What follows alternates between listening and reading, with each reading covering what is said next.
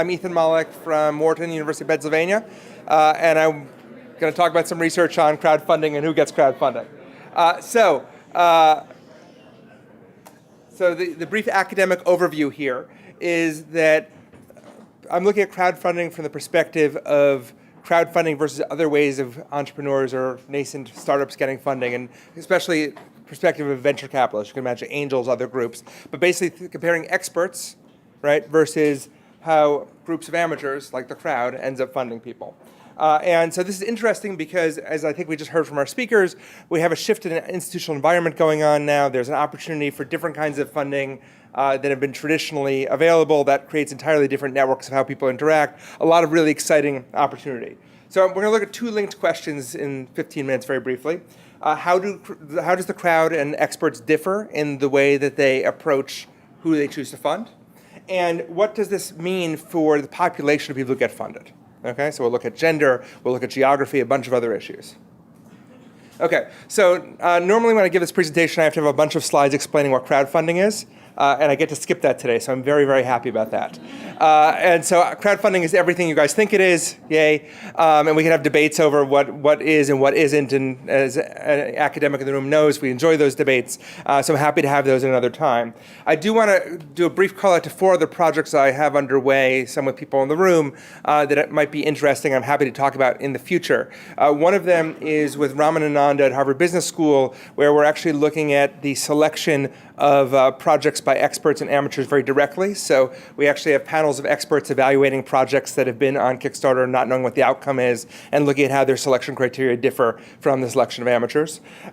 With Jason Greenberg at NYU, I'm doing some work on race and gender in crowdfunding, and I know Alicia's here, and she'll be talking about some of that as well, and we can have some conversations about that. We talked about fraud just a few minutes ago. We'll talk a little bit of the fraud statistics that I have, but a paper on why fraud is so rare in Kickstarter. So my study coming out in the Journal of Business Venturing shows that less than 4% of projects and less than 1% of projects by money invested are fraudulent in Kickstarter, and that they have outcomes where the person appears to run away with the money or stops responding without delivering, which seems like a very low percentage. The question is why. I've got a paper on that. And then with Venkat, who will be presenting later on, we are in the middle of surveying Kickstarter projects that were successful a year ago to find out what the outcomes of those projects were. We have some interesting early data I'm happy to talk about as well. So that's stuff I'm not talking about today, but since this is a kickoff meeting, maybe this will give you some sense of what I'm interested in. Happy to talk more to people in the room. Okay, so how do people get selected for funding? Right, in the current environment. And generally, it's acknowledged that venture capitalists play a critical role, especially in technology ventures, in deciding who gets funded and who doesn't. Projects that require a lot of investment, that involve new technology and innovation, VC tends to be the way to go. And there's a lot of academic research on VCs showing that they're experts at selection, that they act as gatekeepers to key resources. In other words, VCs don't just give you money, they give you their blessing, and their blessing opens up a whole bunch of networks to you that are important for your future research.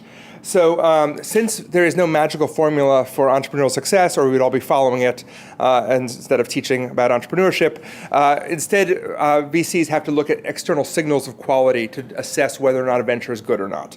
And those signals come through networks, through face-to-face interactions. I'll talk a little bit more about signaling later.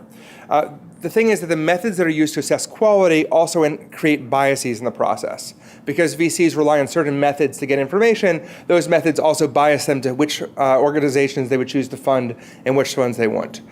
So the question is, crowdfunding, does it still have the expertise of venture capital, and does it change these underlying outcomes, the biases that are inherent in the venture capital system? And I think it's worth taking a step back and thinking about, okay, when we talk about crowds, like in crowdfunding, there's sort of 2 books separated about 150 years together that come to mind when I think about these things. So one of them is the recent Wisdom of Crowds, right? And the other is the classic, The Madness of Crowds, right? So we have these sort of 2 models of crowds. Are crowds wise or are they mad? And this ends up being a very important point to think about, right? Because all of our concerns about fraud, about regulation, about is crowdfunding a good thing, depend in some part on the answer to this question. right? So on the wise side, if you look at my upcoming Journal of Business Venturing paper, I have some evidence that things like spelling errors have an effect. So if you have a spelling error, you have a 13% less chance of being funded on Kickstarter. I have some evidence that, again, that fraud is very low on Kickstarter, right? So there's some evidence that the crowd is not entirely insane. On the other hand, you have scholars like Eisenberg who sort of list the Salem witch trials and Ketty Genovese scandal and tell you that, hey, look, crowds are actually often crazy, and that if crowdfunding advocates claim that this will correct the madness of crowds, but this seems suspect, right? So we have these sort of two contrasting views without a lot of evidence about which one is which. So taking the sort of VCs as a model, let's think about what a wise decision by a crowd might look like, what the wise signals might be. And we actually have a lot of research that's been done, some by people in the room or who will be in the room later on how venture capitalists select based on signals. So we know about a few signals. We know that VCs pay a lot of attention to employment history and background, right? So if the crowd is wise, we'd expect H1 to be true, which is entrepreneurs who actually have a history of successful projects, whether or not those are crowdfunded projects or not, are more likely to be funded, right? A second thing that we know of that ends up being influential is endorsements. Now, in the venture capital world, these endorsements tend to be partnerships with other organizations in a network. Here in crowdfunding, we're taking a slightly more liberal definition, which is worth discussing more later. But entrepreneurs who demonstrate outside endorsements, third-party endorsements, are more likely to be crowdfunded. So again, someone's vouching for you.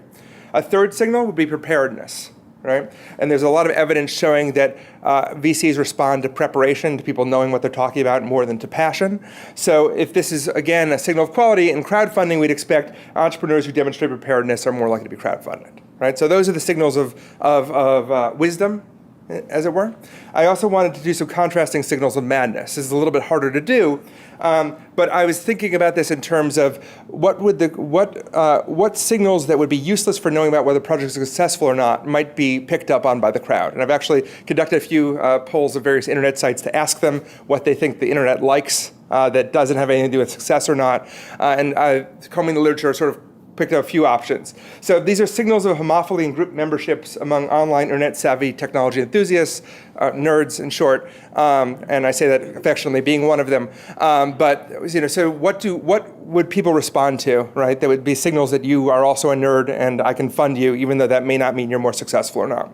So one thing I looked at was in-group humor. And there's actually a really nice sociological literature on in-group humor that I wish somebody would pick up on, since there's a series of great studies with really offensive jokes in them from the 60s and 70s. So let's call this one entrepreneurs who signify membership through in-group humor, more likely to be crowdfunded. And there's no reason to suspect that's correlated with success in any way.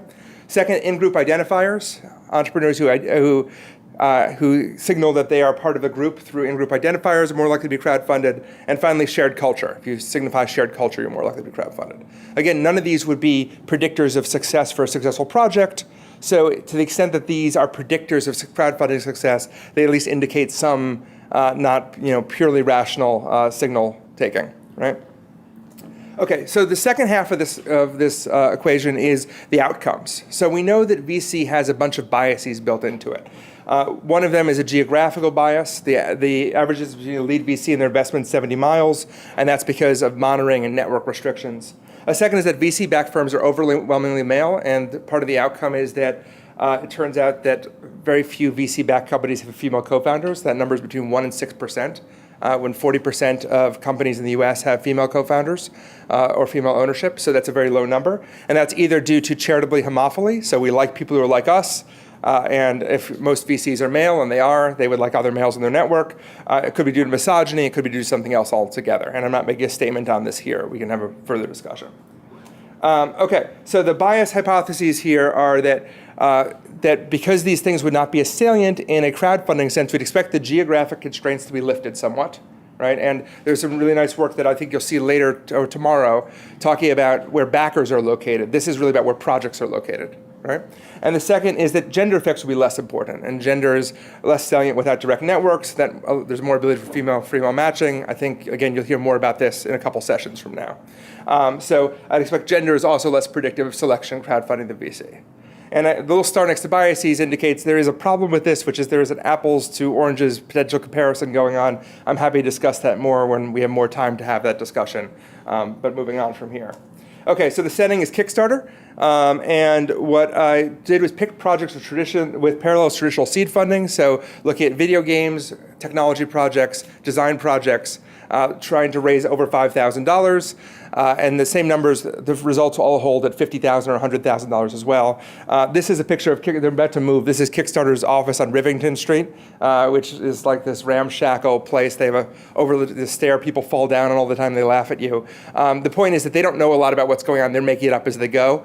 So this is really kind of an interesting setting to look at. So I'm looking at the 592 successful projects that raised $58 million out of the 2,101 projects that match these criteria. I code everything based on material here. So I had teams of coders working on this set of stuff. The outcome that we're looking at, the DV, is whether or not they achieve their goal. I control for the size of the goal. I control for duration. I control for Facebook friends as a network proxy. Not everyone has them. We can talk more about that. Category, whether a project was featured. You can look at all of these. Again, in my JBV paper, it goes through sort of all these characteristics here. And then in terms of coding the other variables, for past evidence, I look at bios where they say, I've created projects like this before. For endorsements, you can see these are examples of endorsements. For proof of concept, past evidence of success, all of that is in the material. For in-group jokes, I looked at the top 50 internet memes of 2011, 2012. So whether people mentioned, Gangnam Style or something similar was the in-joke humor.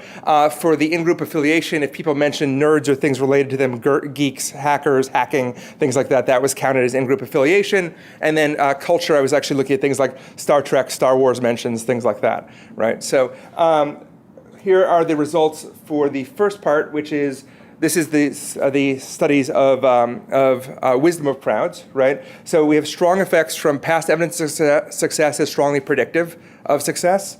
Endorsements are strongly predictive of success. Proof of concept, having a video, which is basic preparedness, are predictive of success. And all of those results hold up. Proof of concept drops a bit when everything is together, but in the full model as well.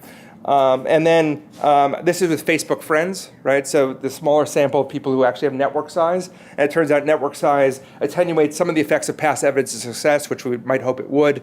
But the rest of the materials remains just as significant as before. As far as the madness features, no evidence on in-jokes. There's actually a fairly strong effect on identity. So if you mention geeks and nerds, you actually have a much higher chance of success than if you don't mention those sets of terms. And there is some mild effect from Star Wars being mentioned as well, though that goes away in the full model. Okay. Last couple things, because I'm pre-running out of time.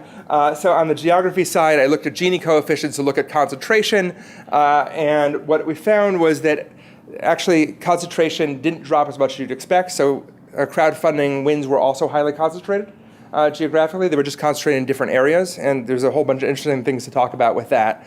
So there is some difference. Relative means relative to population. Absolute means each MSA area is kept independent of each other. So there are significant differences for all projects, but the ones I was looking at, the smaller sample, there's only differences in the absolute. So mixed support for this hypothesis. And then finally, gender outcomes turn out to be fairly interesting. And again, I think there's people looking at this. I have other projects looking at this as well. There's a sourcing problem, which is how many people are going into VC who are female. I have some preliminary data that about 7% of seed pitches coming into a couple of the VCs I've looked at had female co-founders. Again, the number is around 1% of actually funded companies have female co-founders. And what's interesting in crowdfunding is that the number is a lot higher. About 16% of incoming projects in this technology, design, and video game category have female co-founders. 21% of funded projects do. Statistically, I can't find any bias against women in these fields. We're doing a lot more in-depth work on this, and I'm happy to talk more about that. But at least this seems somewhat supported in that there's at least some attenuation of some of the gender biases that we see. Did a bunch of robustness checks, moving up the amount of funding to look more like venture capital, seed level funding, $100,000 and over. Sample size starts to drop, but we still see some of those same sort of effects. I coded in a variety of different ways. All of that seemed robust as well. And looking at gender from a variety of different predictive standpoints, similarly, there was no effect that I found that gender seemed to influence the probability that you were successful. Last bit here, right, is that crowdfunding seems to respond in large part to the same signals of quality that we expect to see having been established in venture capital. So past evidence of success, backgrounds, showing preparation, all of those things seem to be predictive. The crowd is wise as far as those things are concerned. The crowd does seem susceptible to group identity and claiming group identity. So there's a bit of madness as well, although the other madness effects didn't hold up. That it does seem that changing the underlying institutional nature of this institution, from moving from one where we're focused, where VCs are the focus, to one where the crowd's the focus, does seem to have some attenuation of geographic differences and some attenuation of gender selection issues. So that was the super fast version of a lot of material from this paper. Happy to talk more about it when Q&A discussion happens, but I think I'm already over time. So thank you.